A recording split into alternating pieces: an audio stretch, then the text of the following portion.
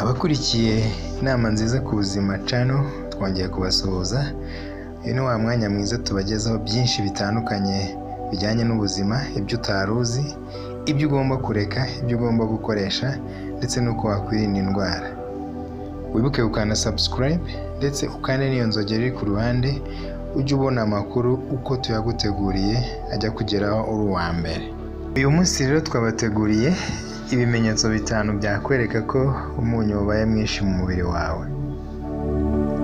Umunyu ni ingenzi cyane mu mubiri wacu kugira ngo ukore neza, ariko nanone iyo ubaye mwinshi nabyo ni bibi kuko bitera umubiri gukora nabi ndetse bigatera n'uburwayi butandukanye, twavugamo nk'umuvuduko ukabije w'amaraso ndetse n'ibindi. Nubwo bimeze gutya ariko ni gute wamenya ko urya umunyu mwinshi cyangwa se umunyu wabaye mwinshi mu mubiri? Muri iyi nkuru tugiye kurebera hamwe ibimenyetso bitanu byakwereka ko umunyu urya ari mwinshi cyangwa se ko umunyu wabaye mwinshi mu mubiri. Mwabiteguriwe kandi mugiye kugezwaho na Jean Deni. Nk'uko tubikesha ikinyamakuru bita El Crema cyandika ku buzima, mu nkuru bahaye umutwe ugira uti 5 signs you have been eating way too much salt. Dore ibimenyetso bitanu bizakwereka ko urya umunyu mwinshi. Icya mbere, kunyara cyane cyangwa se ibyo twita frequent urination. Kujya kunyara cyane bishobora kuba ikimenyetso cy'uko umunyu ari mwinshi mu mubiri wawe. Gusa none hari izindi ndwara zitera kujya kunyara cyane, twavugamo nka diyabete n'ibibazo by'uruhago ndetse n'izindi. Ni byiza rero niba ukunda kujya kunyara cyane ko wagana muganga akareba impamvu zibitera. Impamvu ya kabiri, inyota idashira cyangwa se persistent thirst. Hari impamvu zizwi zitera iki kibazo cyo kugira inyota nka diyabete, infection z'imyanya y'inkari ndetse n'ibibazo by'uruhago. Ubushakashatsi bwagaragaje ko umwuma ushobora guterwa no kurya umunyu mwinshi. Niba rero ukunda kugira umwuma ndetse n'inyota ihoraho, ni ngombwa kugana kwa muganga kuko bishobora kuba ikimenyetso cy'uko umunyu wabaye mwinshi mu mubiri. Impamvu ya gatatu, ibibazo by'impyiko cyangwa se kidney challenges. Kurya umunyu mwinshi bihungabanya imikorere myiza y'impyiko.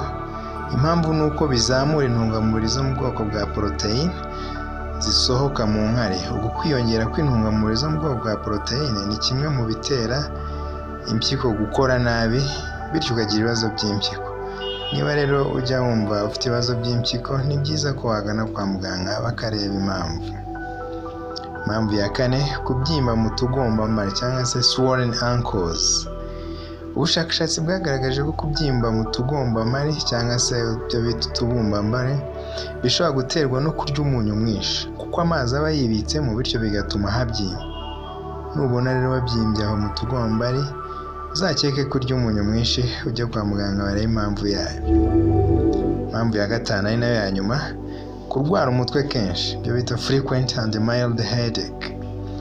Niba ukunda kurwara umutwe woroheje wa hato na hato ukaba utazi ikiwutera, ni byiza ko uzagabanya umunyu urya buri munsi.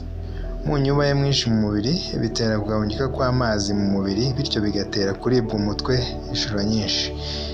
Babyita dehydration induced headache symptoms. Iyo rero ugabanyije umunyu ufata ntihagire impinduka ubona, ni byiza kugana kwa muganga bakareba impamvu.